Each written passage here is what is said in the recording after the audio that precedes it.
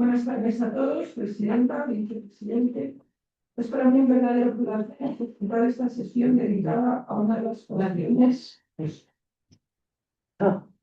Digo que es para mí un verdadero placer presentar esta sesión dedicada a una de las cuestiones más delicadas y al mismo tiempo más actuales del derecho contemporáneo. Durante algún tiempo, la inteligencia artificial ha sido contemplada sobre todo como una promesa de eficiencia, una promesa de innovación, una promesa de rapidez. La inteligencia artificial suele siempre presentarse como una brújula que nos guía estupendamente, pero el problema jurídico comienza cuando la brújula se desorienta, se desvía y nadie sabe con claridad quién sostenía el timón. Toda gran herramienta tecnológica, jurídica, social, acaba planteando tarde o temprano esa pregunta decisiva. ¿Qué sucede cuando falle? Cuando lo que puede romperse no es una máquina, sino derechos de los ciudadanos, patrimonio, decisiones humanas extremadamente sensibles, la pregunta jurídica deja de ser futurista y se vuelve inmediata. ¿Quién responde? Pero quizá el problema no solo sea determinar quién responde, sino también es algo importante determinar en qué momento nace la responsabilidad. A mí esto me trae a la memoria una vieja polémica de los mercantilistas en torno a la letra de cambio y en torno al momento exacto en el que nace la obligación cambiaria. Recuerdo que había una polémica entre Kunz que decía que el momento de nacer la obligación cambiaria era cuando se crea el título, mientras que Ferrara, otro italiano de la doctrina italiana, decía que como que era en el momento de circularse la letra de cambio. Entonces esa polémica en torno a cuál era el momento del nacimiento de la obligación cambiaria, pues ha hecho que salvando naturalmente todas las distancias me traiga una cuestión en relación a la inteligencia artificial, sobre todo en materia de propiedad intelectual. Cabe preguntarse si la lesión o responsabilidad que nace por propiedad intelectual debe situarse en el momento en que el algoritmo capta los datos para entrenar el algoritmo, para nutrir el algoritmo. Debe situarse en el momento en que a instancia del usuario el algoritmo reformula los datos, el sistema que lleva incorporada la inteligencia artificial, reformula los datos, los elabora, los reproduce y los pone de nuevo en circulación en forma de resultado. Pues bien, la conferencia de hoy nos sitúa justamente en este punto, en el lugar en que la innovación se encuentra con la responsabilidad. Y es ahí donde el derecho debe dejar de mirar con esa admiración a la tecnología para empezar de verdad a examinarla con rigor. Para guiarnos en esta reflexión, contamos en primer lugar con Javier Torre de Silva, letrado del Consejo de Estado, doctor en Derecho por la Universidad de Bolonia, profesor universitario, además de socio del CMS y miembro de distintos grupos internacionales de trabajo sobre inteligencia artificial, además de autor de numerosas publicaciones académicas y un profesional de referencia en este ámbito. Me gusta decir que es Premio Nacional de Licenciatura en Filosofía y Letras, lo que explica su capacidad de oratoria y su magnífica pluma. Su intervención ofrece una visión general de los regímenes de responsabilidad asociados a la IA, con especial atención a la responsabilidad por productos defectuosos, a los servicios, los problemas específicos que plantea la responsabilidad contractual y la extracontractual. Contamos también con Marco Mariscal, doctor en Derecho por la Universidad Complutense, profesor asociado en la Universidad de Alcalá, abogado en ejercicio, director del Departamento de Transformación Tecnológica en la ISGE y especialista en software, nuevas tecnologías y derechos de autor. Su intervención va a permitir completar la perspectiva jurídica con una explicación sintética del funcionamiento de estos sistemas, de la evolución técnica que nos ha traído hasta aquí y de las tensiones que todo ello suscita en materia de transparencia, trazabilidad y propiedad intelectual. También creo verlo desde una perspectiva comparable. Muy pocas materias exigen hoy con tanta claridad un diálogo serio entre tecnología y derecho.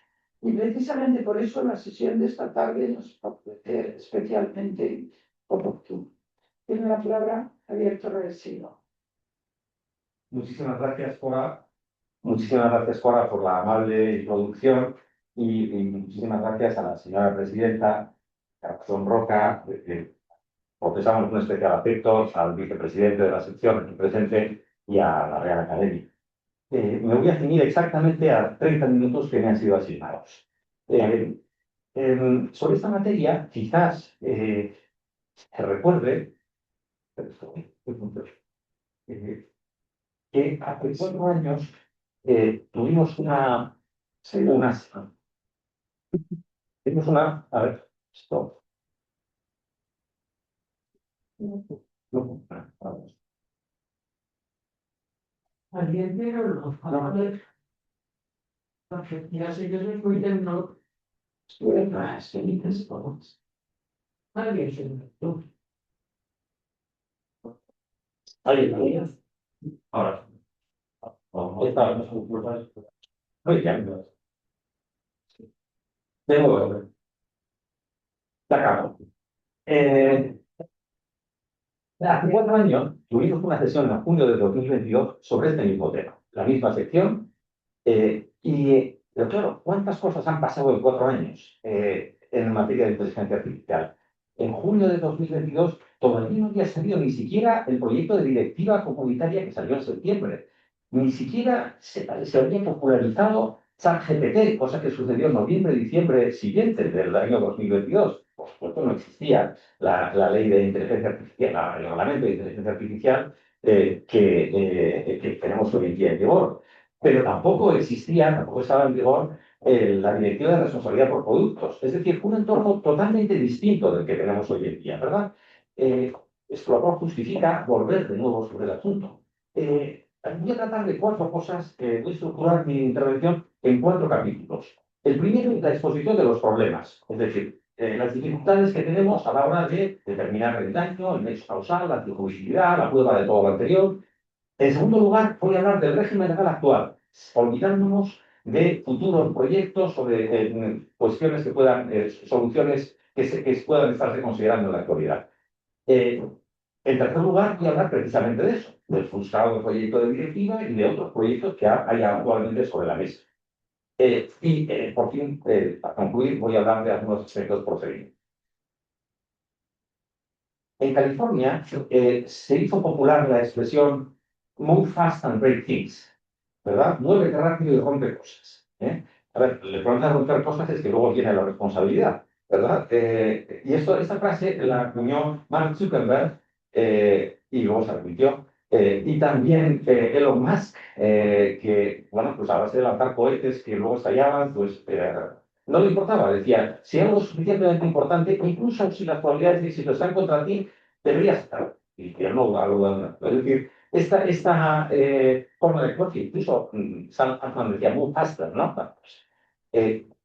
Concluyo. Hay un artículo recientemente publicado en el Harvard Business Review en la que se dice the era of move fast and break things is over. Se acabó. Y eso es verdad. O sea, no basta con escuchar a Joshua Bengio, uno de los padres de inteligencia artificial, o el propio Mark Zuckerberg, que ahora dice move fast with stable infrastructure. O sea, nada que ver con lo anterior, ¿verdad? Ha cambiado el paradigma. Pero lo cierto es que la inteligencia artificial causa daños. Es un gran causante de daños. Eso es una realidad. Hace 4 años te traía este ejemplo. Esto es la primera persona que falleció a causa de un vehículo autónomo, Elaine Herzberg, en 2018.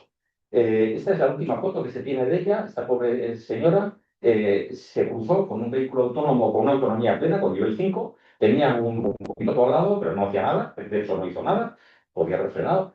El sistema de inteligencia artificial lo detectó 6 segundos antes de colisionar. 6 segundos antes. El tiempo de sobra, 115 metros. Podría haber frenado. Pero por su entrenamiento no estaba preparada para cosas que no había visto nunca. Entonces, inicialmente pensó, hay un vehículo. Entonces luego dijo, no, no es un vehículo. Debe ser una bicicleta. No, tampoco se comporta como una bicicleta. No, pero es un peatón llevando una bicicleta de la mano. Cuando perdió 4,7 segundos de los 6 que tenía en llegar a la conclusión de que era un peatón que arrastraba una bicicleta y que se movía como un peatón y por tanto era un peatón. Para cuando se dio cuenta era demasiado tarde. Ya no pudo frenar y la pasó. Se llegó a un acuerdo extrajudicial aquí en esta materia. Hay prácticamente nula jurisprudencia, al menos en España. Yo he mirado todas las sentencias, no hay ninguna de materia de responsabilidad por inteligencia artificial en la sala primera y en la jurisdicción ordinaria, ¿no? No hay ninguna. ¿Y por qué? Pues porque muchos responsables llegan a acuerdos, que incluyen clausulas de confidencialidad. Bueno, aparte de este caso, bueno, por cierto, nota a pie de página. Resulta que la conducción autónoma hoy en día es mucho más segura que la conducción humana.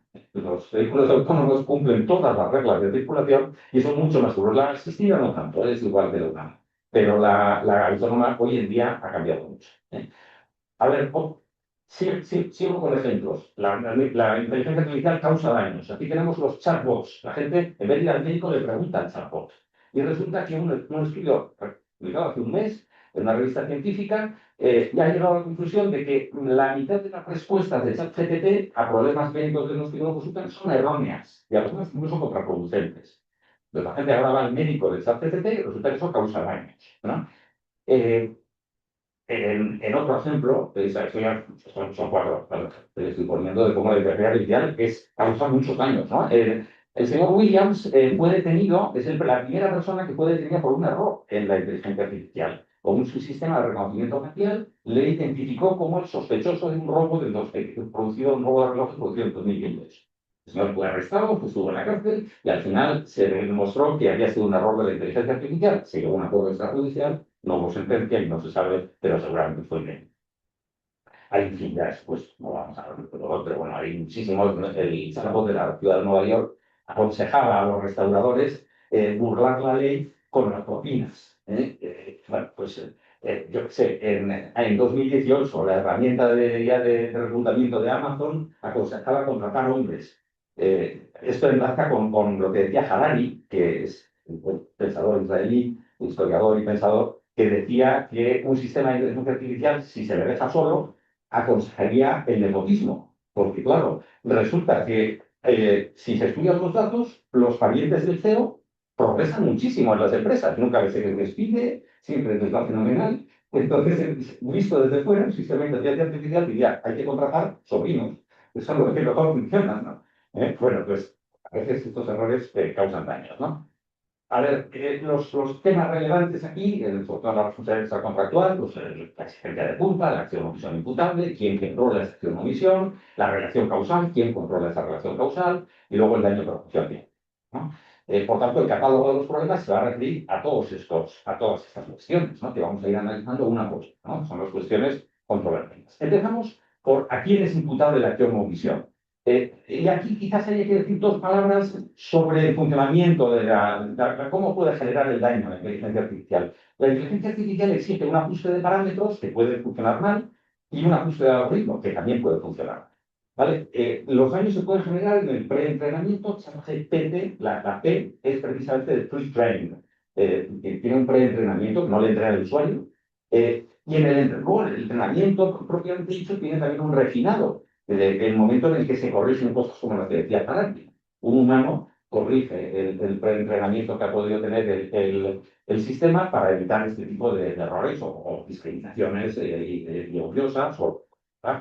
Y luego está también el responsable del despliegue y el usuario puede hacer una retroalimentación adaptativa, es decir, que la máquina se adapte al usuario, igual que pues, hacemos unos prompts y luego las respuestas se tienen en cuenta estos prompts. Muchas veces los sistemas son permeables hasta cierto punto a lo que el usuario pues, le introduce, ¿no? Ahí también hay un posible fuente de responsabilidad y un posible candidato. Al final, los sospechosos habituales, los candidatos, son el proveedor de los datos. Ojo, con el proveedor de los datos es importantísimo. Muchas veces el problema está en los datos, en la calidad del dato, porque si el dato está mal, es ilegal, es erróneo, contraviene la propiedad intelectual, contraviene la protección de datos, etcétera, etcétera, el daño es inevitable. Entonces, por ahora los distintos proyectos normativos no tienen en cuenta al proveedor de datos, pero yo creo que es una persona muy importante de esta historia. Luego está el operador. El operador en la ley de inteligencia artificial es todo el mundo. Hay muchísimos personas que son consideradas operadores, pero hay dos en particular que son muy relevantes. Uno es el proveedor, el proveedor, fabricante del producto, importador, que es una persona que hace dos cosas. En primer lugar, desarrolla el sistema y en segundo lugar lo introduce en el mercado, ¿no? Ese señor es el proveedor. OpenAI, en el caso de por ejemplo, pero luego también, además de este sospechoso habitual, que es seguramente el responsabilidad por producto es el más relevante, pero quizás en otros aspectos de responsabilidad el más relevante es otro. Es quizás el responsable del despliegue, que es la persona que establece o usa el sistema bajo su propia autoridad. La empresa que implanta un sistema de inteligencia artificial que va a producir un daño. La empresa que lo implanta, que no es el productor, que no es el que ha creado el sistema, pero sí lo pone en el servicio bajo su propia autoridad y por lo tanto es un candidato a responder. Y luego finalmente el usuario. El usuario puede manipular el sistema. El usuario puede conseguir que el sistema sea valioso. Ahora, esto es una cosa que es clara, y es que con arreglo a las reglas generales, si nos olvidamos de la responsabilidad por producto, el responsable del despliegue es el candidato obvio. Aquí hay un caso muy reciente de Air Canada, que hay sentencia, pero no española, de 14 de febrero de 2024, en el que Air Canada decía que un chatbot que había informado mal a un consumidor o usuario, resulta que esto no lo había hecho Air Canada, lo había hecho el chatbot. Y entonces le dijo a su consumidor o usuario, a mí no me demande de mantener esa es una cuestión de chatbot, no es mía. Obviamente lo que dijo el tribunal yo lo tenía que decir. Vamos a ver, el despliegue es el responsable de todo lo que haga el chatbot. No me come nada. A ver, además de quién es el responsable, otro problema, luego los problemas, luego vamos a las soluciones. Otro problema es el nexo causal. Porque en inteligencia artificial hay dos tipos de nexo causal que son extraños, que no aparecen si uno se lee el libro de Izquierdo o de cualquier otro lista de responsabilidad civil, no lo puede encontrar. Es la causación, les he llamado la causación por consejo y la causación por enjambre. La causación por consejo es lo que pasa constantemente en la inteligencia artificial, que la inteligencia aconseja, pero el que actúa es el particular. ¿Hasta qué punto el consejo te hace responsable de la acción posterior? Tenemos un par de ejemplos que nos hacen pensar. Uno es un chatbot el chatbot Elisa, que aconsejó a una persona a suicidarse. Y de hecho se suicidó en marzo de 2023 y su esposa reclamó al chat, porque el chatbot le había aconsejado que se suicidara. ¿Le han matado el chatbot? Pues de alguna forma sí, hay una causación adecuada. El otro ejemplo que traigo es de otro chatbot que animaba a un adolescente a asesinar a sus padres, cosa que es el deseo secreto de muchos adolescentes hoy en día, pero al margen de eso, encima, si les animan, pues peor, ¿no? Lo cierto es que el adolescente tuvo el buen sentido de no hacerlo, pero recibió ese consejo, porque desde el punto de vista de la inteligencia los padres eran los que restringían el uso del sistema de inteligencia artificial, por lo cual había que acabar con ellos para que el niño pudiera dedicarle más horas a este sistema, ¿no? La causación por consejo. Aquí estos, por ejemplo, que trata de 4 años y que yo creo que es ilustrativo, que es causación a la vez por consejo y por enjambre. La causación por enjambre es causación en la que intervienen muchos actores pequeñitos, ninguno de los cuales es causa adecuada del daño, pero entre todos producen el daño. Aquí es un ejemplo imaginario, el de la Nacional 1, en el que Google Maps, bueno, esto es un viernes por la tarde típicamente, todo a la altura de Loyozuela, todo atascado, y imaginemos que Google Maps aconseja a los usuarios saltarse la boda, ir por el pueblo de Loyozuela y incorporarse otra vez a la Nacional 1 más adelante. ¿Qué es lo que pasa? Y el pueblo de Loyozuela queda totalmente atascado, claro. Eso significa que el hospital en Loyozuela, cuando recibe una ambulancia de un enfermo crítico, pues resulta que el enfermo se muere. ¿Y quién es el responsable? ¿Son cada uno de los conductores que siguieron el consejo de Google Maps? ¿Es Google Maps que señaló una ruta alternativa? Bueno, en cualquier caso, nota a pie de página, Google Maps ya no lo hace. Lo hacía al principio, ahora ya no aconseja ir por muchos subos. La autogestión por enjambre puede pasar también en los mercados de valores, en los mercados financieros, porque ha pasado, ha sucedido. El 6 de mayo de 2010 hay muchos actores en los mercados financieros que son en realidad sistemas de inteligencia artificial. El 6 de mayo de 2010, entre las 14:40 y las 15, a las 3 menos 20, resulta que un sistema de inteligencia artificial lanzó una orden totalmente equivocada de 4.100 millones de dólares y todos los demás no sabían qué interpretar porque estaban fuera de su educación, fuera de lo que le habían dicho que podía suceder. Se volvió loco el mercado y resulta que se podían comprar acciones de Procter & Gamble por 1 céntimo y al momento siguiente por 100.000 dólares. La posición se movió tanto que se anularon todas las transacciones. Pero los que actuaron en ese mercado, ¿hasta qué punto pueden reclamar a alguien por lo que sucedió, ¿verdad? La prueba de derecho causal a veces es muy difícil. Cuando fueron los accidentes del Boeing 737 MAX, que estaba causado por un problema de inteligencia artificial, había un sistema de inteligencia artificial que se llamaba más, que lo que hacía era bajar el morro del avión, porque el avión había sido diseñado, habían alargado un poco el fuselaje del avión y entonces el avión tendía a levantar el morro. Entonces, este sistema obligaba a bajar el morro. Pero en algunos casos, cuando funcionaba mal un sensor, que valoraba la inclinación del morro, pues resulta que obligaba a bajar el morro a aviones que no tenían que bajar. Y 2 aviones se estrellaron matando a un montón de personas. Bueno, inicialmente Boeing culpó al piloto, no a la inteligencia artificial. Y a veces la prueba es muy difícil. Los familiares de los difuntos tenían muy difícil probar que había sido el sistema de inteligencia artificial. El carácter antijurídico del daño. Hay que dar jurídico de soportar pues el atasco en Loyozuela o el flash crash del año 2010. Bueno, vamos a saltarnos esto porque si no nos va a dar tiempo. En cuanto a las soluciones con el derecho actual, a ver, hay dos perspectivas muy distintas. Está la perspectiva del reglamento de inteligencia artificial, en el del Reglamento General de Protección de Datos, es una perspectiva de gestión de riesgos. Hay que evitar que el daño se produzca. Y luego está la perspectiva que vamos a estudiar aquí, que es una vez que el daño se ha producido, la indemnización del daño. Y ahí tenemos todo, la responsabilidad contractual general, los daños causados por productos, la responsabilidad frente a consumidores, la responsabilidad contractual, etc. ¿Verdad? En definitiva, esto es una traducción de la idea de la Cuesta Rute, del profesor eminente, que decía, todo derecho se resuelve en responsabilidad. De nada sirve que haya una ley imperativa preciosa si las consecuencias de violar esa ley imperativa no existen, ¿no? Bueno, eh, una tentación inicial sería, con el derecho vigente, sería decir aquí vamos a imponer un régimen de responsabilidad objetiva, ¿no?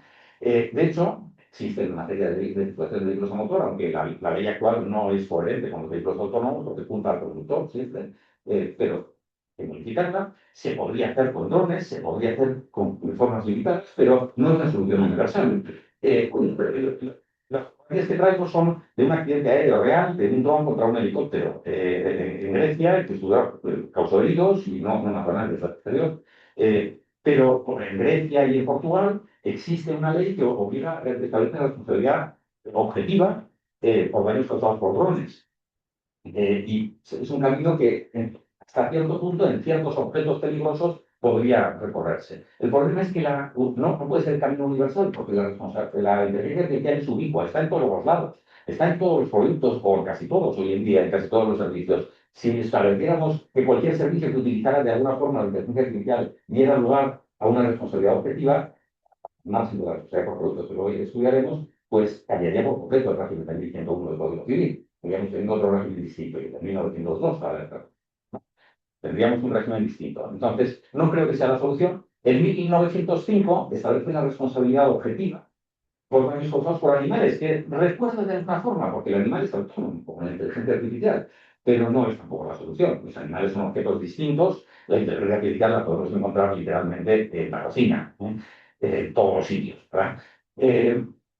Con lo cual, nos vemos obligados a un sistema mucho más complejo, eliminar las soluciones sencillas. Este es un mapa más o menos que he elaborado de las posibles, que refleja la complejidad que tiene el asunto. Vemos que hay una responsabilidad puesta en conformidad que se rige por el artículo 117 de la Ley General de Defensa de Consumidores y Usuarios, que es la que aparece en naranja.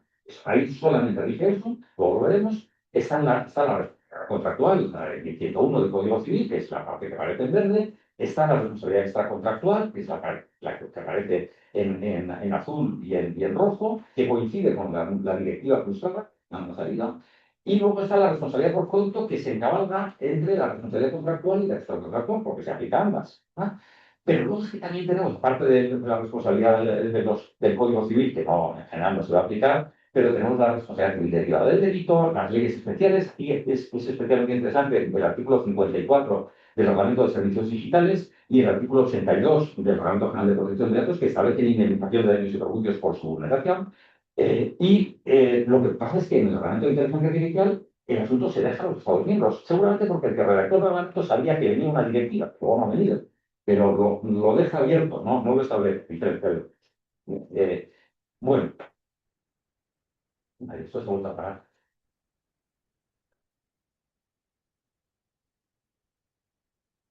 Se acaba. Perdón, tengo que interrumpir un instante. Pues ahora sí. Perdón, iniciamos. A ver, la herramienta más potente es la responsabilidad por producto. Porque ahora luego veremos, se ha aprobado la nueva directiva y es una directiva ad hoc pensada en la inteligencia artificial. El accidente del MAX, del Boeing 737 MAX, es un caso de responsabilidad por producto. Boeing, como fabricante del producto, responde frente a los familiares de los pasajeros, ¿no? Desde el año 75 prácticamente no se había modificado la directiva de responsabilidad por producto. Y claro, tenía un artículo 4 que decía: el perjudicado deberá probar el daño, el defecto y la relación causal entre el defecto y el daño. Claro, esto es imposible. Por eso se ha modificado, se ha aprobado una nueva directiva del año 2024 que tiene una fecha de transposición del 9 de diciembre de 2026. No la hemos transpuesto y previsiblemente no se va a transponer en esta legislatura. Como la otra, como la anterior, tiene algunas similitudes. Se aplica fundamentalmente a B2C, no a B2B, es decir, solo para personas físicas, excluye daños causados a bienes usados para un uso empresarial o profesional. Es una responsabilidad objetiva, pero por defecto. Le falta defecto, pero no hace falta culpa. Defecto en el producto, pero no culpa en el causante del daño. Sigue excluyendo servicios, excluye lo imprevisible o inevitable con el estado energético de la técnica, y excluye la responsabilidad por los es decir, no es idónea para las relaciones entre empresas, pero sí para las reclamaciones de consumidores, ¿no? Surge aquí la cuestión doctrinal. ¿La inteligencia artificial es un producto? Porque a veces parece un servicio, ¿verdad?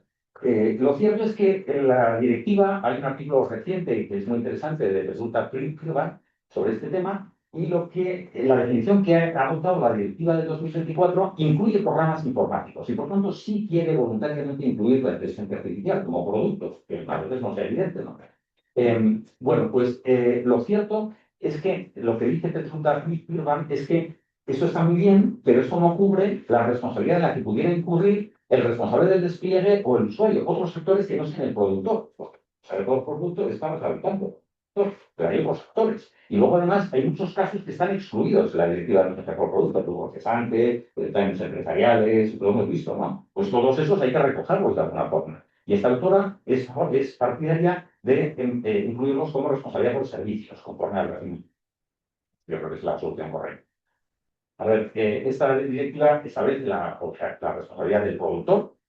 Luego, si no hay productor, pues el importador, si no el representante del productor, si no el operador logístico, pero vamos, fundamentalmente es el productor y también quien lo modifica sustancialmente. Eso es muy importante, porque en un sistema de inteligencia artificial, si alguien lo modifica sustancialmente, se puede convertir en productor, puede tener responsabilidad por producto. Y luego hay responsabilidad subsidiaria de Amazon, de TikTok, de las plataformas en línea, pero no va a suceder. Tiene que ser que no exista ninguna de las anteriores. Y eso no va, es muy raro. Y si hay múltiples operadores, pues habrá solo.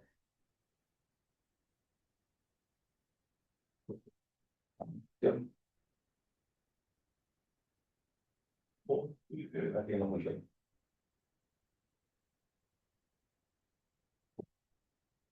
La magia.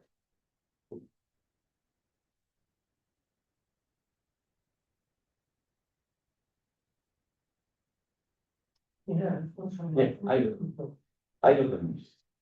Sí. Bueno, a ver, las cosas fundamentales que establece, las reglas fundamentales que establece la directiva de responsabilidad por productos pues son las siguientes. La primera es la obligación de entregar información, porque la víctima, el perjudicado, no tiene información para construir su demanda. Entonces hay una especie de obligación de discovery, por supuesto, con principio de proporcionalidad, con secreto comercial, con una serie de límites, pero si se incumple esta obligación de discovery, de entregar información, hay una presunción de defecto. No de culpa, porque no hace falta, pero sí de defecto.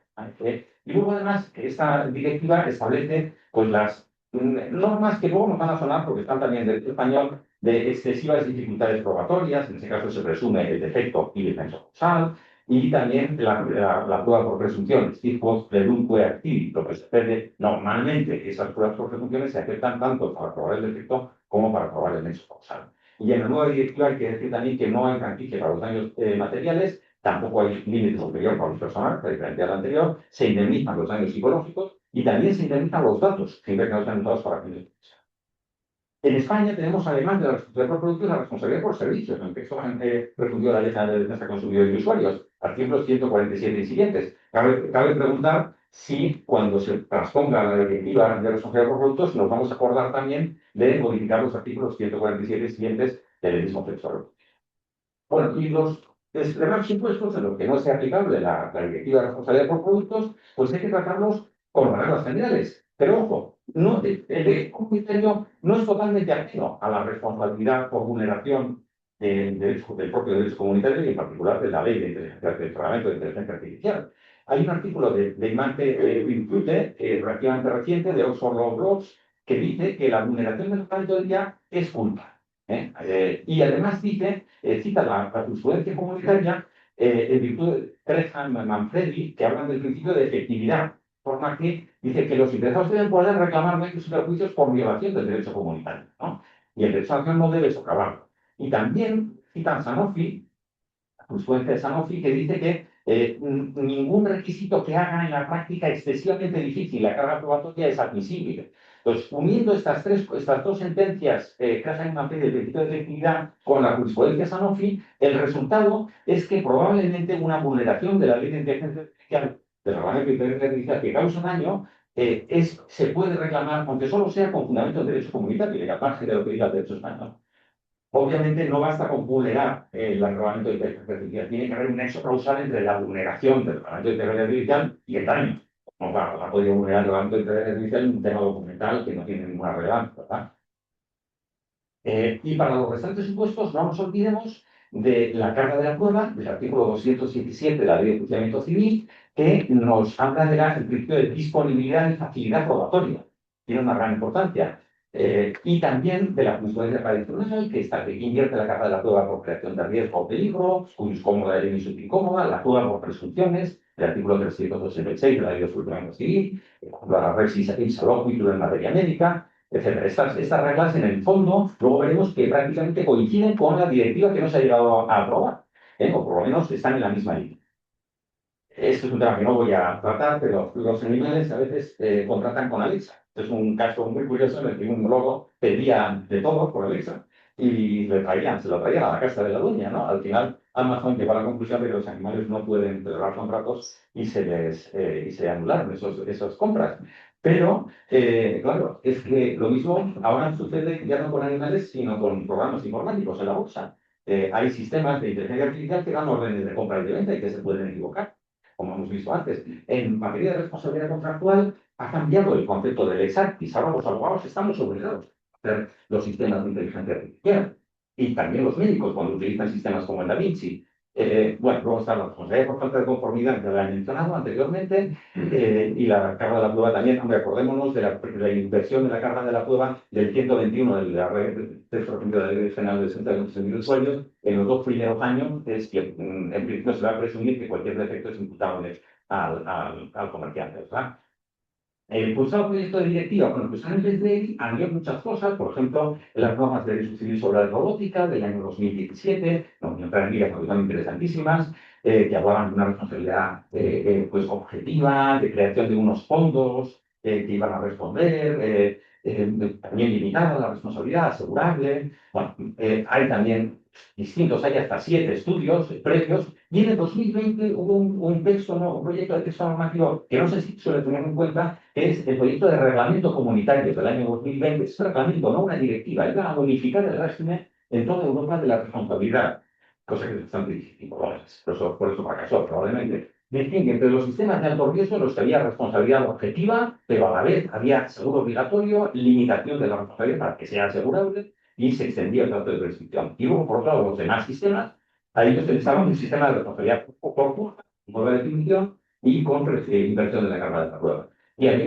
una definición interesantísima de operador y de control. Había un operador final, el operador final es toda persona que hace un trabajo de control sobre un riesgo asociado a la operación. Concepto interesantísimo, pero no nos lo cifras.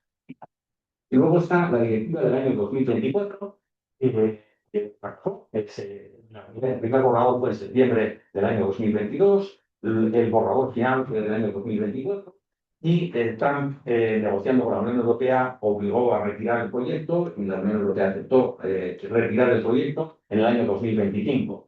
Era aplicable a todo tipo de perjudicados, responsabilidad extracontractual solo responsabilidad por culpa, y tiene un objetivo muy limitado, eliminar la dificultad probatoria, ¿no? Era coherente con la ley de inteligencia artificial, no dice nada sobre el operador responsable, ¿no? Dos cuestiones fundamentalmente de esta directiva malograda. La primera es la prueba de la culpa y la segunda la prueba del nexo causal. En cuanto a la prueba de la culpa, lo mismo que decíamos antes, el incumplimiento de la ley de inteligencia artificial es culpa. Y existía una obligación de discovery, de exhibición de información por parte del responsable, del supuesto responsable, y si no se cumplía, se invertía la carga de la prueba de la culpa. Se presumía la culpa. Y luego el nexo causal se presumía también si concurrían todas esas circunstancias, que se había probado como presumida la culpa, que el nexo causal era razonablemente probable y que estaba probado que la luz causó el daño. Y además, si el sistema no es diagnóstico, que la prueba era excesivamente difícil. Son condiciones que no difieren mucho de nuestra ley de procedimiento civil. Bueno, se presume el nexo causal. Y probablemente un juez español a día de hoy lo presuma de todas formas, aplicando los preceptos que hemos mencionado anteriormente. Hay un proyecto gestándose, un estudio gestándose en el Reino Unido, una consulta pública sobre la responsabilidad con arreglo al derecho inglés, del derecho privado de Inglaterra y Gales, que será muy interesante cuando salga, en un par de meses. Y finalmente, en cuanto a los aspectos procedimentales, para concluir, hay que recordar que, por un lado, está la responsabilidad civil, que se exige el civil. Por otro lado está la responsabilidad civil declarada por la Administración, y aquí hay toda una polémica de si la Administración puede declarar cuando sanciona por la violación de la ley de inteligencia artificial, si puede declarar por los daños causados a ella misma o también por los daños causados a terceros, y dando al responsable a pagar a los terceros. Hay doctrina, aquí tengo citados un montón de autores, hay doctrina para las dos opiniones, pero la doctrina mayoritaria piensa que la Administración tiene autotutela, puede declarar la obligación de indemnizar los daños que a ella le han causado, pero no hay autotutela respecto a los particulares. Sería el heterotutela. Por tanto, no puede declarar, en principio, salvo que una ley especial así lo disponga, como la ley de responsabilidad medioambiental, en principio no puede declarar la responsabilidad del responsable frente a terceros. Y luego está la responsabilidad derivada del delito, el delito de incumplimiento del Código Penal, y finalmente la responsabilidad patrimonial de la Administración, que es efectiva del artículo 32 de la Ley 40, cuando el causante del daño sea la Administración. Pido disculpas por el minuto. Muchas gracias, Javier.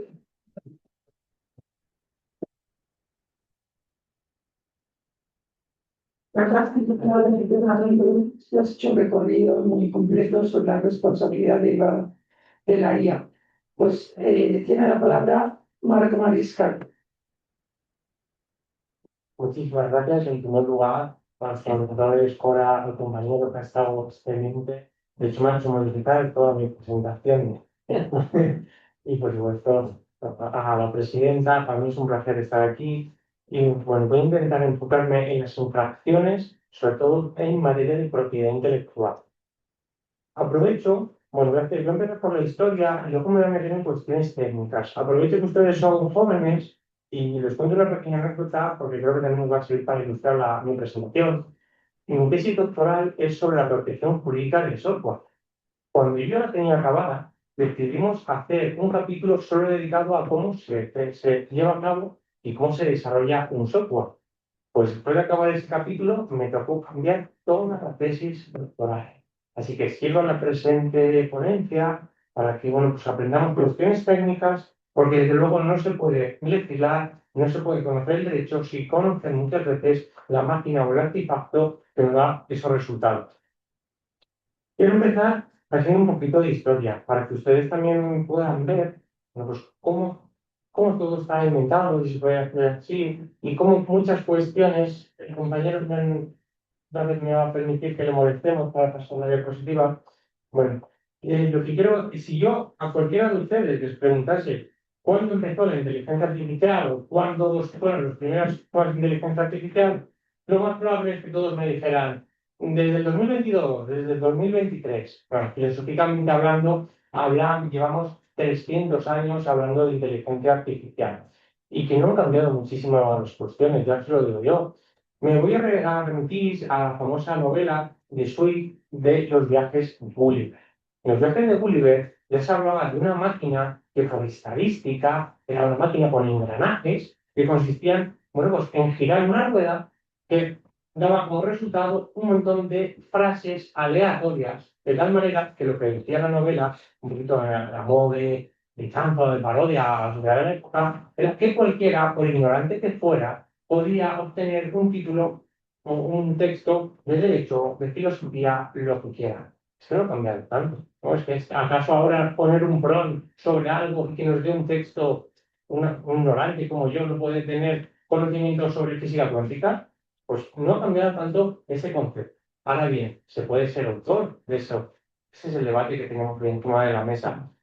Les voy a hablar también de una figura que me gusta mucho de la información, que es el turco ajedrecista. Era una máquina que estaba pues, articulada de la manera que era un jugador de ajedrez que parecía un autómata y estuvo circulando 80 años ganando partidas de ajedrez. Napoleón Bonaparte luchó contra ellos, jugó contra esta máquina, perdió, hizo un quito trampas, Benjamin Franklin, etc. Luego, tras 80 años, se descubrió que lo que había dentro era un verdadero ajedrecista moviendo una serie de pesos. Y es que acaso no nos estamos preguntando todos si esto de la IA no es una burbuja. Bueno, son cuestiones que creo que merecen la pena, por ejemplos que tenemos por encima de la mesa. Dentro del aspecto filosófico hay que viajar un poquito en el tiempo a la primera programadora, a Lovelace, hija de Byron, donde planteó una cuestión que hoy en día se acaba de romper, pero que se ha mantenido durante 150 años. Y es si las máquinas podían hacer algo para lo que no estuvieran programadas. Hoy sí, pero hoy sí, por el famoso, si el compañero hablaba del P, del ChatGPT, yo hablar de la T, del transform, ¿vale? De esa posibilidad que tenemos de transformar o de generar textos. Bueno, pues esa era la primera cuestión. Hacer las máquinas algo para lo cual no han sido entrenadas, crean datos nuevos, crean obras nuevas en materia de propiedad intelectual, es muy importante, sobre todo porque tenemos el concepto de originalidad, que es sobre el que pivotar todo nuestro sistema. Vamos a dar un pequeño salto nuevamente y vamos a hablar de Alan Turing, quizá ya más conocido por todos ustedes, ¿no? El padre de la concepción de la IA moderna. Estamos hablando de la década de los 50 del siglo pasado. Sí que podemos afirmar que todo el reglamento IA es turingiano, si me permiten la expresión. Turing planteó una cosa y era huir de la pregunta, ¿pueden las máquinas pensar? Pues evidentemente es un debate muy complejo. Y Turing planteó lo siguiente, ¿qué más da si pueden pensar o no? Vamos a quedarnos en que hacen cosas que se parecen a las que hace el ser humano. Y de hecho, por eso tenemos un sistema de alto riesgo, de riesgo moderado, riesgo no aceptable, etc. ¿Cómo ha impregnado el actual reglamento esa idea de regulemos lo que puede hacer la máquina como si fuera un ser humano? Que a lo largo, avanzando un poquito en la historia, esto de la inteligencia artificial no es nuevo y ha habido una cosa que se denomina inviernos y primaveras del año. Entonces, claro, parece ser que ahora estamos en la eterna primavera, pero todos estos sistemas fueron conceptuados, pues, en primer lugar, muchas veces para traducir. ¿Qué pasó? Por ejemplo, en los años 60 se invirtió muchísimo dinero, y el Estado norteamericano invirtió muchísimo dinero en crear una máquina capaz de traducir del ruso al inglés. Al final se demostró que era más caro, más lento y producía peor que el ser humano. Se abandonó entrando en nuestros primeros inviernos de la IA. Pensemos que esto es muy costoso y requiere grandes inversiones de dinero. En los años 80 hubo un pequeño repunte. Bueno, pues simplemente lectores como leer el código postal o leer un cheque bancario necesitaban, bueno, pues de ese algoritmo que era capaz de reconocer la letra humana, pues, para ese output, para decir que un código de una letra, ¿no? En digital, bueno, pues fuera reconocido. Nos vamos a quedar en el actual primavera, que podemos decir que empieza en el 2012, y es cuando cambiamos el concepto totalmente de la programación. Pasamos de que un programador hace un programa, vale la redundancia, dándole instrucciones con resultados para que la máquina aprenda por sí sola. Yo me estaría muy agradecido si ustedes recordaran este concepto que es Machine Learning. ¿Y cómo aprende la máquina? Pues es muy importante cómo aprende la máquina. Hay varios tipos de entrenamiento, vamos brevemente en 4 conceptos, ¿vale? Para que ustedes lo mantengan. Y les lanzo la pregunta que yo mismo me voy a responder. ¿Cuántos de nosotros hemos etiquetado cosas para la inteligencia artificial? Pues yo le diría que todos los días. ¿Cuántas veces nos metemos en un programa, en una página web y nos dice, dígame si lo que usted está viendo son autobuses, son pasos de cebra o son lo que fuera, ¿no? ¿Qué estamos haciendo ahí? Nada más que decirle a la máquina etiquetando imágenes. Evidentemente, la etiquetación se llevó a cabo en finales de 2009, 2012, ¿no? Cuando estamos hablando de esas primeras magnitudes de datos que nos permitían que la máquina aprendiera por sí misma. Es decir, pasé de programar a darle una serie de datos a la máquina para que aprendiera patrones. No tenía nada que ver, ¿vale? Porque a la hora de buscar responsabilidades, ya no se trataba de un fallo en la programación. Se podría decir que estamos en un fallo en ese machine learning, o cómo ha aprendido algo que puede ser un error o simplemente puede ser que no nos guste. Estaríamos también con ese entrenamiento no supervisado, supervisado. Por ejemplo, para que ustedes lo entiendan, ya no hay datos, no hay cosas etiquetadas, pero si la máquina haya patrones, por ejemplo, en un sistema antifraude, analizamos un montón de contabilidad y lo que se sabe de lo normal, pues me arroja ese dato. Sin supervisión alguna, es capaz de arrojar, veremos a ver, como muy bien decía el compañero, a la hora de reconocer imágenes biométricas, si me fallas o no me fallas. Podría ser muy similar, ¿vale? Y tendríamos un sistema supervisado, no supervisado y por refuerzo, donde el ser humano le dice aquí, refuerza a la máquina diciéndole lo estás haciendo bien y si no, lo estás haciendo mal, como también he explicado, hay que hacer hay que ir para atrás buscando dónde podría estar ese fallo. Visto esto, ahora vamos a proceder a explicar cómo funcionan las máquinas y yo creo que para que mejor lo entendamos todos, les he puesto aquí lo que sería, bueno, pues una especie de mesa de mezcla de sonido, ¿vale? Donde, bueno, pues tendríamos, por un lado, la entrada, los inputs. ¿Qué son los inputs? La cantidad de datos almacenados que han sido tratados de manera matemática. Es decir, estos sistemas no leen como un ser humano, traducen todo a números, se tokenizan. Por ejemplo, en una palabra, pues, se quedaría con la raíz del verbo y desecharía por lo que sería su conjugación, o serían 2 tokens distintos. Cuando hablamos de token, es que estamos hablando de que estos sistemas tienen analizados entre unos 2 billones de tokens. Es decir, entra el input y absolutamente todo es parametrizado en números. Porque luego el sistema, con infinitas sumas y restas, si se puede decir así, nos va a arrojar ese output. Es el output, lo que sale, el resultado. Puede ser girar el volante cuando es un coche autónomo, puede ser un texto, una imagen o esa capacidad de ustedes que están con el móvil de poner un filtro en Snapchat, en la red social. Es capaz de analizar, incluso sería mi cara, se analiza y es capaz de arrojar un output sumando y restando, pero millones y millones de veces. Evidentemente, esto lo estoy simplificando muchísimo. El compañero ha hablado de la calidad del dato. Y es que es imprescindible contar con datos de calidad.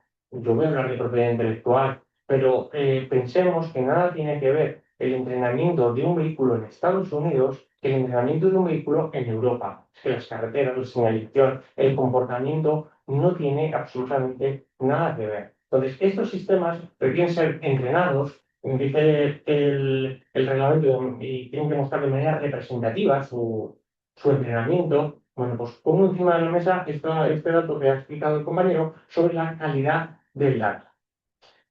Todo esto que vemos aquí sería una especie de caja negra y se denomina caja negra. Nadie sabemos lo que pasa ahí dentro y es imposible de saber. Nos pueden contar lo que quieran, pero evidentemente estamos hablando de algoritmos, de millones de algoritmos con millones de tokens que arrojan un resultado.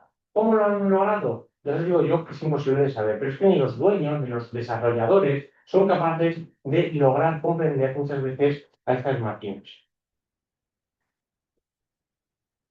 Puesto que estamos en una sede jurídica, bueno, pues me voy a permitir hablar de una cosa que se denomina pesos y los sesgos, ¿vale? Como ven, esta máquina, esto que yo les pongo aquí, es para que ustedes entiendan, cada neurona conectada está unida. Imaginémoslo, una neurona de un ser humano, sin las redes neurales, además se representan con conexiones. Imaginemos que cada conexión está entrelazada con el resto y esa línea que les une tienen un peso. Pueden ser 1, 2, -2, 0. ¿Vale? Lo voy a simplificar al máximo y me disculpan los que sepan la ingeniería para que lo entendamos. Y es la suma de todos estos resultados, las operaciones matemáticas de estos resultados, en los que me van a dar a colación la siguiente palabra. Porque estos sistemas lo único que hacen es predecir por probabilidad. Ojo, no crean, no entienden, o si entienden es por esta T que voy a pasar a explicar ahora, saben entrelazar y saben dar valores a las palabras, el término transform. Voy a terminar con los pesos, porque me lleva de la mano al caso Compass de Estados Unidos, donde el sistema es un sistema automatizado para conceder, si yo no me equivoco, libertad provisional a los presos. El sistema automatizado se alimentó de millones y millones de sentencias de resoluciones judiciales. ¿Cuál fue la consecuencia? Que denegaba más libertad provisional a las personas de raza negra que a las que no. ¿Era un sesgo? Pues es que aquí el sistema hizo una cosa muy curiosa. El término raza no estaba entre las variables que le dieron a examinar para conceder o no la libertad. Era el propio sistema quien, analizando millones de datos, dijo, esto es importante, yo lo voy a tener en cuenta. Es decir, los pesos cuentan. ¿Se puede ajustar? Siempre se puede ajustar, pero es muy difícil. Entonces digo, pues en este caso hacemos un contrapeso. Tenemos que mentir, entre comillas, a la máquina, porque la máquina saca estadísticas y ahí saca su valor. Yo les voy a poner un sistema todavía más simple para que ustedes entiendan el riesgo que tenemos de aplicar estos sistemas a los outputs, sobre todo en la justicia.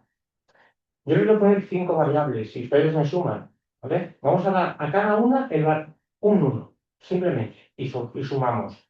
Si una persona estuvo en el lugar del crimen, le vamos a dar un punto. Si había armas, si había sus huellas que estaban en el arma, otro punto. Si había testigos, puntos. Si era de determinada raza, otro punto. Y si era de determinada religión, otro punto. De tal suerte que cuando coincidan 3, es culpable. Les pongo. Había huellas, había testigos, estuvo en el lugar del crimen, eso más, culpable. Así funcionan estos sistemas. Si era de determinada raza, de determinada ficción, había un testigo, aunque no hubiera en la huella, no hubiera huellas en el arma del crimen, ni estuviera, o no hubiéramos probado que estuviera en el lugar del crimen, también sería culpable.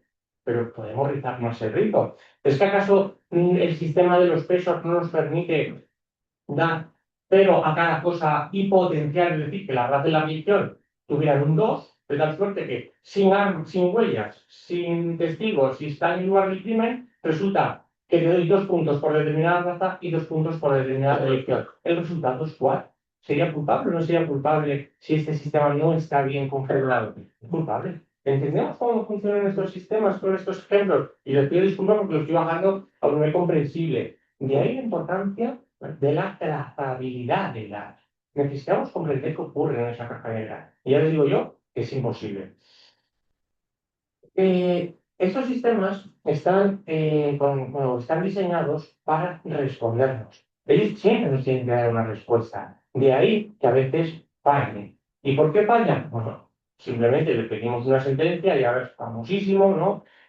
Cuando abogados que utilizan sentencias que no existen, jueces que basan en sentencias que no existen. Bueno, esto se denomina alucinaciones. El sistema programado para responderme, pues me da siempre un resultado. Evidentemente, influye el entrenamiento, cómo ha sido entrenado, esa calidad del dato, etc. Si ustedes van a utilizar sistemas de inteligencia artificial, bueno, pues miren que estén entrenados con normativa europea y no con normativa estadounidense, porque ya les digo yo que el resultado será totalmente distinto. Les voy a hablar también de una cosa que se denomina las propiedades emergentes, que tenemos las dejado un poquito apuntadas cuando hablaba del tema Compass. Estos sistemas no estaban diseñados ni se preveía por nada que fueran o que llegásemos a este nivel en tan poco tiempo. Entonces se llaman cualidades emergentes. Ya les he hablado que en un primer momento esto se pensó para traducir, pero resulta que al meterle tanto texto y al analizar con la T de Transformer, que es que ahora mismo muchísimo dato, pues llegaron a comprender situaciones algorítmicas, resolución de problemas, etcétera. Y todo esto se denomina situaciones, cualidades emergentes. Me visto un poco con lo que decía el compañero. ¿Es que acaso tengo que responder de algo que hace mi programa y yo no pude prever? Es que he aprendido solo. ¿Vale? Pues eso también es una cosa que tenemos que poner encima de la mesa. Y vuelvo, ya ahora ido ya me llevo a ese resultado, hemos visto un poquito todo lo que puede pasar en esa caja negras, porque luego, por favor, me consultan. Vamos al output. Bueno, pues, arroja un resultado. Es que ese resultado puede infringir derechos de autor, puede ser imágenes, o puede ser erróneo, como muy bien apuntaba el compañero, y dar resultados que no queremos. Entonces, me voy a meter, bueno, se voy a pasar una cosa. ¿Y ustedes qué piensan si les pregunto? ¿Estos sistemas entonces copian o no copian? Ya les digo yo que inicialmente no fueron diseñados a copiar, solo fueron diseñados para arrojar datos. Y yo les pongo esta imagen. Esta imagen forma parte de la prueba del proyecto que se está llevando a cabo vamos, el New York Times versus OpenAI, donde se discute si se han utilizado sus obras para entrenar la máquina.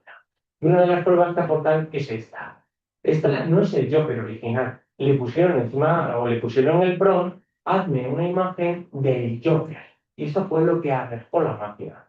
Esto es lo que tenemos para probar que estas máquinas reproducen. Porque ya les digo yo que esa caja negra, entender cómo funcionan esas cajas negras, es imposible.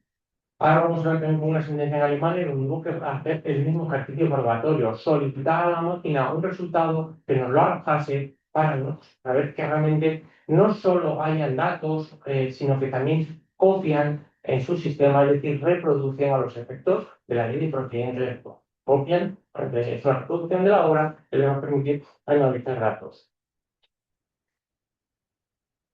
Cosas que se pueden hacer para engañar a la máquina, muchísimas. Por ejemplo, hace poco estuve haciendo preguntas, lo estuve generando y le pedí una imagen de la hoy fallecida Celia Cruz. Le dije, hola, es una imagen de Celia Cruz. Y me dijo, no puedo porque podría vulnerar derechos en tu país. Y, bueno, y dije simplemente, bueno, yo resido en España, está fallecida, parece ser que no tuviera derechos. Y me la arrojó. ¿Eh? Aquí, evidentemente, un error de programación. No me la debía haber cortado. Bueno, esto es importante para ver los outputs y vamos a ver cómo también repartimos la infracción, ¿no? Está mala si la imagen, el sistema hubiera dicho no te puedo arrojar una imagen del Joker como tú quieres, porque infringiría derechos. Eso sí se puede hacer. Metidos en lo que sería el input y el output, ¿vale? Bueno, pues políticamente hablando, depende de dónde estemos, en qué parte del mundo estemos, bueno, pues vamos a ver que, por desgracia, en algo que es un problema común a nivel mundial, podríamos decir, cada país está haciendo, bueno, pues su propia regulación. En Estados Unidos, no sé si ustedes tienen algún conocimiento sobre el copyright, ellos funcionan, o las excepciones, con un término que se utiliza el fair use, el uso justo.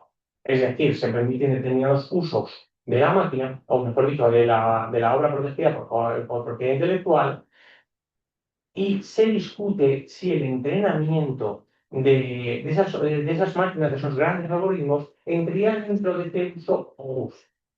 Pues nos hemos encontrado ya dos resoluciones distintas. Yo les pongo aquí, todos son Reuters versus Ross. Bueno, si todo el mundo hemos buscado jurisprudencia alguna vez en este entorno, estoy seguro que sí, hay un resumen inicial, ¿no? Ese keynote es lo que se alimentó la máquina. Y bien, mientras unos decían que era fair use, el Thomson Reuters decía que no, que se había entrenado sin su permiso utilizando esos resúmenes. Se determinó que no era fair use porque competían directamente en el mercado, porque había un daño a la obra que estaba siendo utilizada para entrenar esos sistemas. Si nos vamos al lado, cuando pongo Bar Anthropic, que es Cloud, no, Cloud, el sistema de inteligencia artificial ético, ¿no? Que se extiende de OpenAI, etcétera. Bueno, este me parece interesantísimo. Se entrena el sistema con inteligencia artificial con millones de obras, con miles de obras. De hecho, hay imágenes de cómo se trataron las obras, los libros mutilados para poder ser escaneados, para poder alimentar esos sistemas. Pero no todos los libros habían sido adquiridas de forma lícita. Y en Estados Unidos, esa decisión preliminar indicó lo siguiente. Creo que esto es fake news, pero solo de aquellas obras que fueron adquiridas lícitamente. No puede haber un uso justo cuando usted las ha obtenido descargándolas de Internet. Bueno, eso podría corresponder con nuestra directiva de textos y datos, la cual por falta de tiempo no me voy a poder meter, pero me llevo al derecho de autor. En primer lugar, porque la directiva de textos y datos es del 2019, evidentemente los trabajos criminales son anteriores. En el 2019, la IA generativa era ciencia ficción. ChatGPT empezó en el 2022-2023. Es decir, estamos ante una excepción que jurídicamente se construye para casos de uso que nada tienen que ver con la actualidad. Volviendo a mi parcelita, que es el derecho de autor, ¿desde cuándo adquirir el corpus mecánico, es decir, adquirir la copia física del libro, me ha dado derecho a hacer lo que yo quiera con el corpus místico? Bueno, ya es una opinión personal mía, creo que el TNM, bueno, el informe Vox también lo dice, es excepción de minería, bueno, pues puede ser que no se adapte a la realidad que tenemos hoy en día.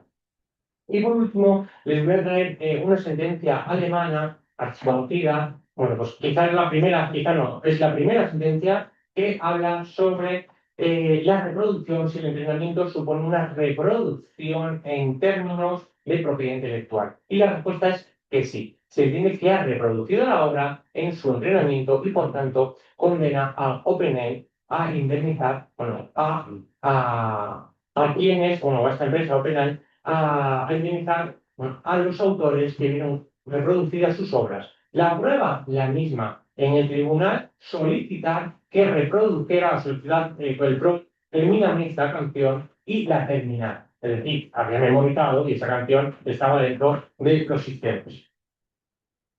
Dentro del output, pues también surgen problemas. Quizá por brevedad voy a intentar ir un poquito más rápido.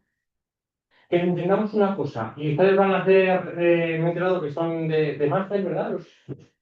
Bueno, que sepan ustedes que lo que crea la inteligencia artificial no tiene autor, salvo que le demos un componente de personalidad, esa impronta personal nuestra. Por tanto, a fecha de hoy, ¿cómo vamos a proteger los outputs? Cuando han sido producto de nuestros conocimientos, de nuestra impronta personal. Es decir, cuando utilizamos los sistemas como herramienta, pero no como un mero generador de resultados. En Estados Unidos lo tengo claro, yo tengo aquí el asunto de Router. En Europa hemos tenido algún caso similar, era pues, una persona que creó un logo utilizando simplemente 1.400 palabras y se entiende que ahí no puede haber altura creativa. Que 1.400 palabras no pueden ser suficientes bueno, pues para describir cómo tiene que ser un logo. Por tanto, en Europa y en Estados Unidos solo protegemos cuando damos ese componente de originalidad. Es decir, usamos los sistemas como herramienta, pero no como un simple generador. China, ¿qué dice China? Pues básicamente lo mismo. Aquí en China les pongo, bueno, pues de hecho podemos decir que la primera sentencia sobre output, donde, bueno, será una fotografía de una persona hecha por inteligencia artificial. Y su autor especificó todo y cada uno de los pasos. Pensemos, y volvemos a lo que he dicho antes, que estos son sumas y restas, y el resultado siempre es aleatorio. Nunca nos tiene que dar o arrojar la misma respuesta, salvo que nosotros la hemos entrenado previamente. Bueno, pues el resultado fue que otra persona con otros pros o incluso pros idénticos hubiera generado una imagen totalmente distinta. Promover la responsabilidad del proveedor. O sea, para eso también me voy a la sentencia china, donde es el famoso caso de Ultraman, en el cual pues, una persona solicitando un superhéroe le arrojó imágenes, bueno, pues de este personaje que se llama Ultraman. El desarrollador de este sistema de inteligencia artificial fue sancionado por no poner las medidas concretas para evitar que cualquier persona con un prompt forzado sacase esa imagen, que desde luego tenía derechos de autor. ¿Y qué ocurre? Bueno, les ponía esto. ¿Y qué ocurre? Pues que no todo. Hemos visto los inputs, ¿no? Que ocurre con el tratamiento, los outputs, que ocurre con lo que sale, pero que no es todo derecho de autor, ¿vale? ¿Qué pasa con los clones digitales? Es que tenemos un problema. Interpretar es algo del ser humano, crear es un concepto del ser humano. El desarrollo de la creación, hay muchísimo escrito. Quizá estos sistemas generan, y por supuesto generan cosas que tienen valor y habrá que protegerlas. Ahora les pongo les arrojo la pregunta. Si me creo un clon digital, incluso con sentido, como ya está sucediendo, y ese clon hace una película, yo genero derechos conexos. Me tienen que pagar a mí como actor porque yo estaba en mi casa mientras se rodaba esa película mediante un algoritmo. Es que el sistema de derechos conexos, los derechos remuneratorios de las empresas como la mía, no tienen cabida porque pasamos del derecho de autor al derecho de imagen. Lo vemos claramente el salto, ¿verdad? Es que acaso cuando nos clonan la voz y un audiolibro sale con mi voz, eso es mi imagen, no es mi interpretación. A mí no me cabe duda. Y por tanto, bueno, pues la regulación tendrá que ir acorde.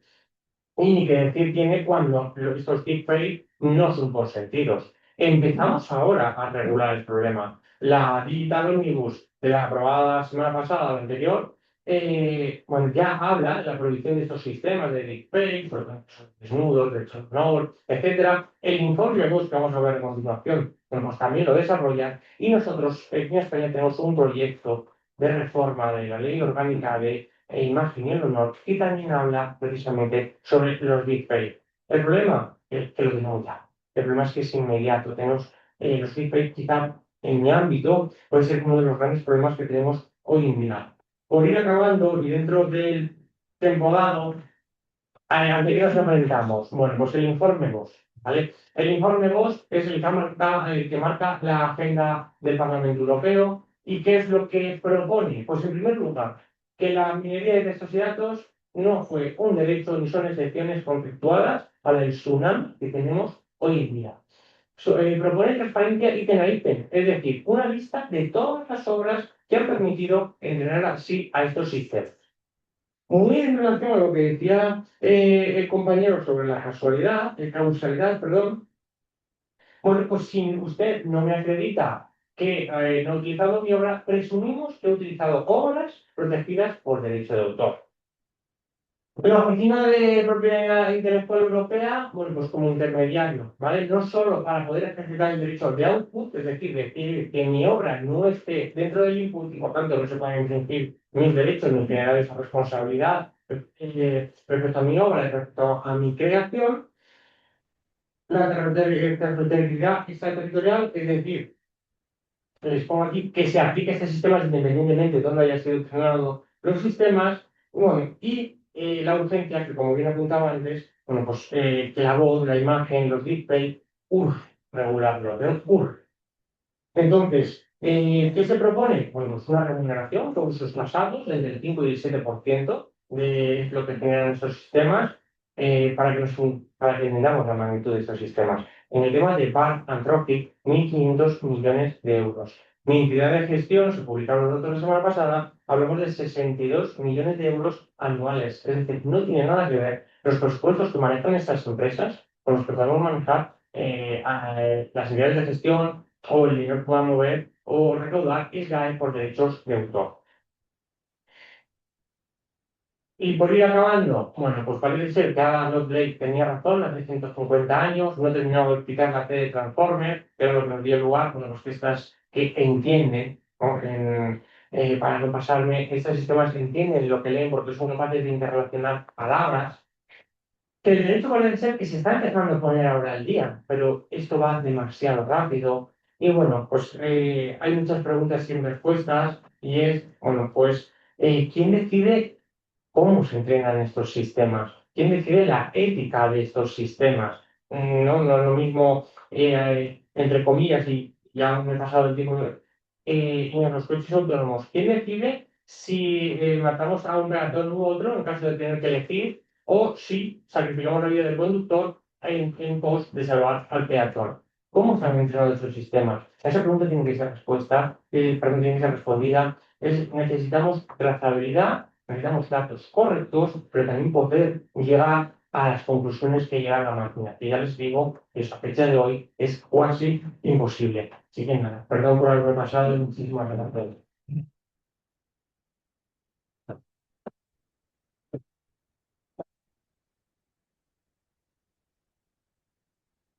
Muchas gracias, Marcos. Pues tenemos como 12 minutos por si queréis hacer alguna pregunta. ¿Verdad? Sí, sí, adelante.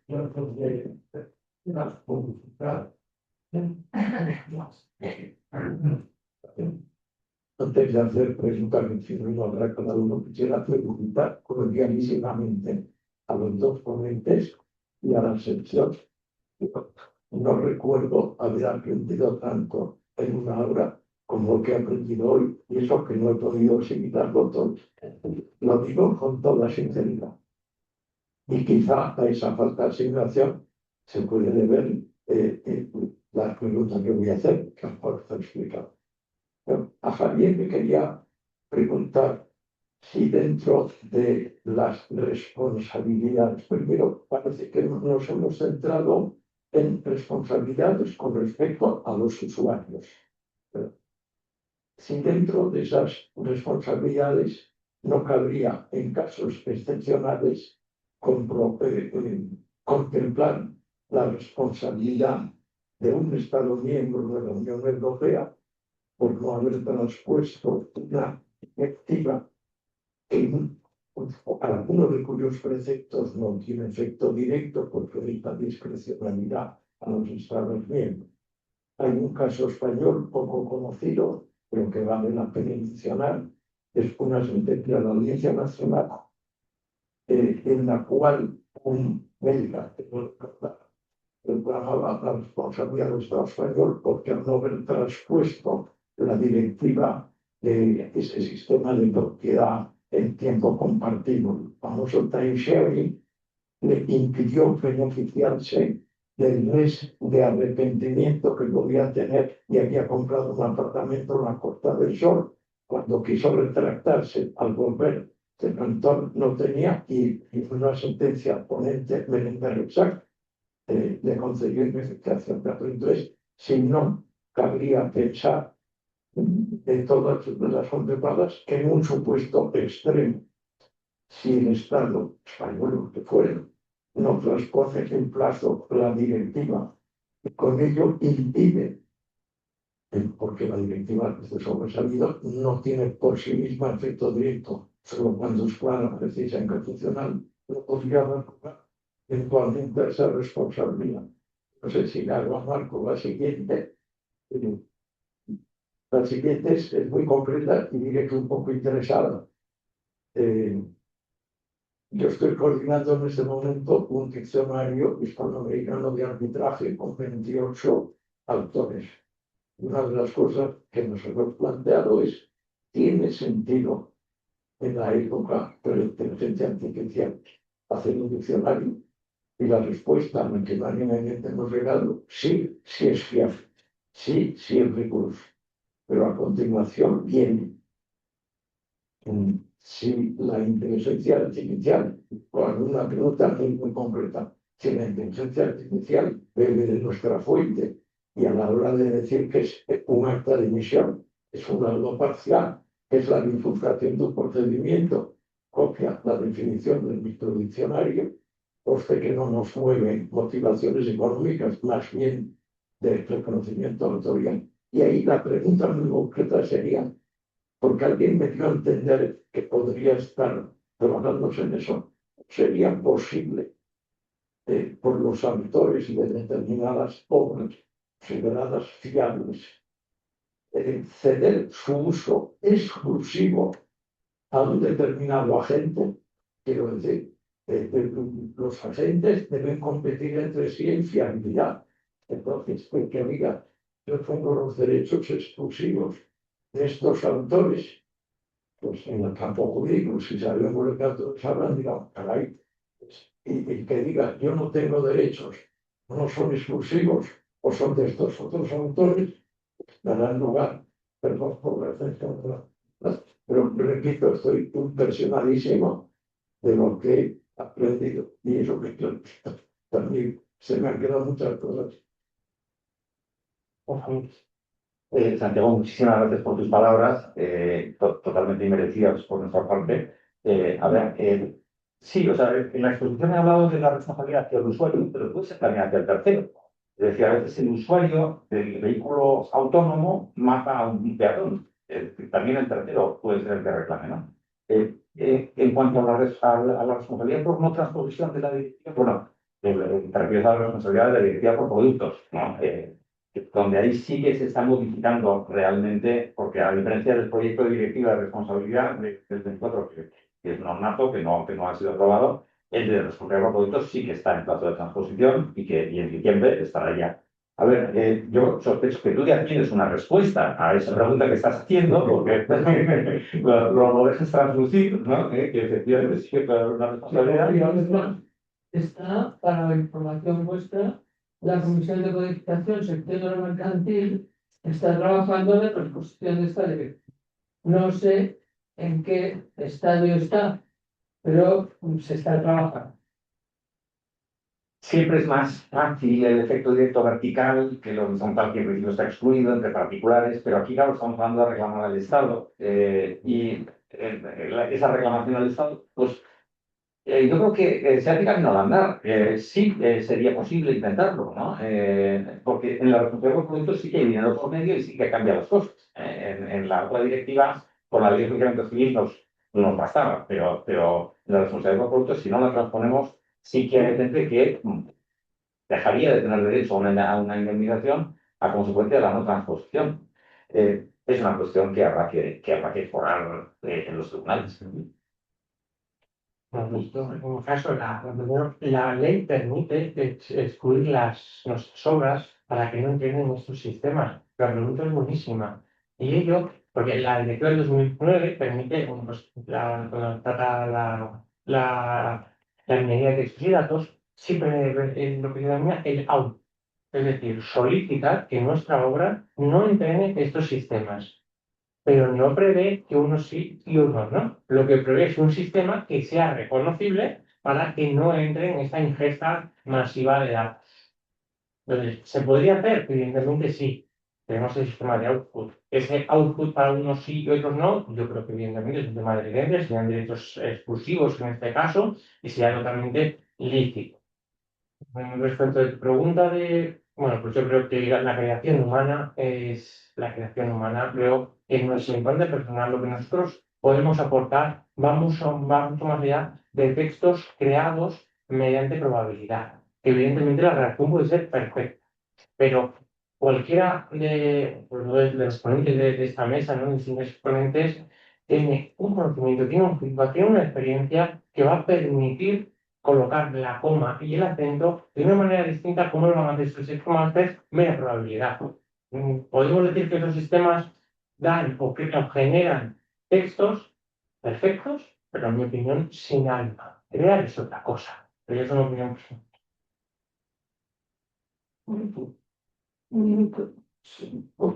Sí, bueno, yo coincido primero con Santiago en la felicitación y en lo muchísimo que hemos aprendido, que he aprendido. Dos preguntas, una para Javier y otra para Marco. Javier, una más, no sé si de definición del futurismo,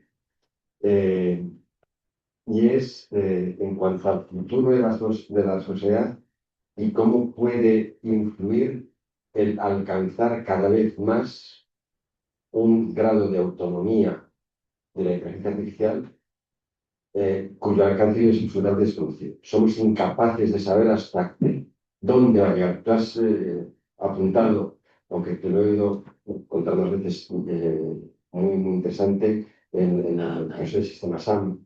¿No? Ahí hay una reacción, parece, de la inteligencia artificial, incluso en contra del propio operador, procesador, es autonomía versus responsabilidad. Y para Marco, al final, hablabas del informe Bosch, muy reciente, y se me plantea una duda que también afecta a la cuestión de Javier, al contenido, y es el tema de la globalización y extraterritorialidad. Cuando hablamos de una realidad que no conoce de fronteras, has hablado de sentencias de China, de sentencias de Estados Unidos, de Alemania, pero cuando la realidad es global, ¿hasta qué punto el derecho está preparado para hacer frente a una realidad absolutamente global? Y hasta qué punto esa extraterritorialidad que está en vos es real o no. Pues muchísimas gracias, José Luis, maestro, por toda la pregunta interesante, interesantísima. A ver, el Parlamento Europeo sigue intentando desarrollar su idea originaria de la responsabilidad objetiva. Hay un informe de julio de 2025 donde vuelve a decir el Parlamento Europeo que lo ideal es ir a la responsabilidad objetiva. Si un sistema es muy autónomo, la fórmula de la responsabilidad objetiva no es una mala fórmula, pero para sistemas específicos. Igual que la responsabilidad por animales de 1905, el animal es autónomo, el animal causa daño, el dueño del animal es el que debe responder, ¿no? Al final, siempre sí que tiene que haber un responsable del despliegue, un señor que es el responsable del uso de la inteligencia artificial bajo su responsabilidad.